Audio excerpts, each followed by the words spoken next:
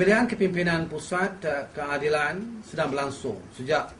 28 Oktober 2010 yang lalu sehingga kini terdapat 162 aduan terhadap kebincangan yang akan menjejaskan integriti dan kredibiliti JPP di kuasa pemilihan pusat. Hari ini saya dan teman-teman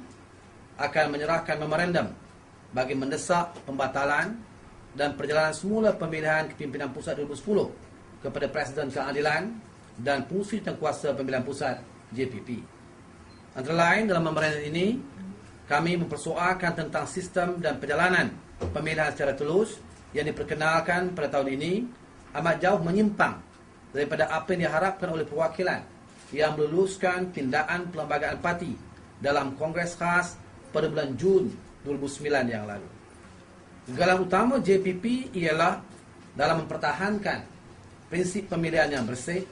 bebas dan adil, clean, free and fair elections. Integriti JPP amat dipersoalkan sehingga terdapat lebih 162 aduan yang di antara lainnya berkenaan tindakan-tindakan ahli-ahli JPP dan pengawal-pengawal pemilihan yang bertindak memihak, berat sebelah dan malahan terlibat dalam penipuan undi dalam ketuduhan pendakwaan tertentu. Kami juga mendesak supaya JPP mengisytiharkan pemberhentian pemilihan 2010 dalam tempoh 48 jam dari masa penerimaan memorandum ini,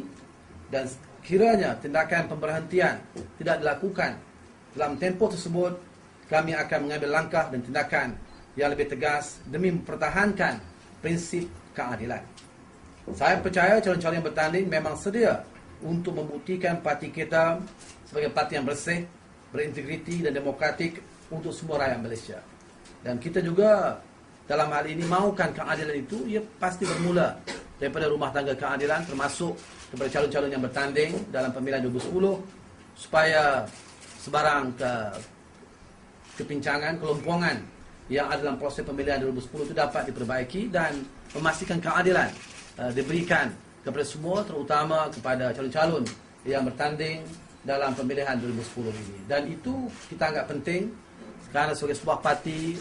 kita perlu menunjukkan modal, kita mampu memberikan keadilan kepada anggota parti, kepada pimpinan yang menawarkan khidmat dalam pemilihan 2010 dan tidak harus dikesampingkan pandangan-pandangan yang ada dalam memperkemaskan sistem yang ada. Malahan saya juga mengungkapkan dalam beberapa pertemuan bahawa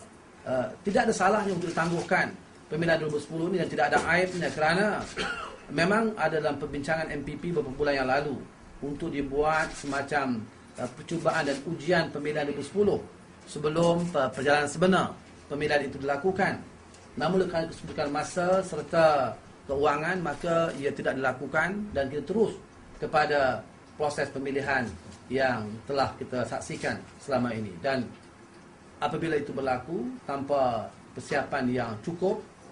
malahan dalam beberapa kajian juga menunjukkan bahawa kesiapsiagaan anggota untuk melalui proses ini, walaupun konsep satu anggota, satu undi itu amat baik, namun kelihatannya kesiapsiagaan itu masih rendah dan memerlukan pembaikan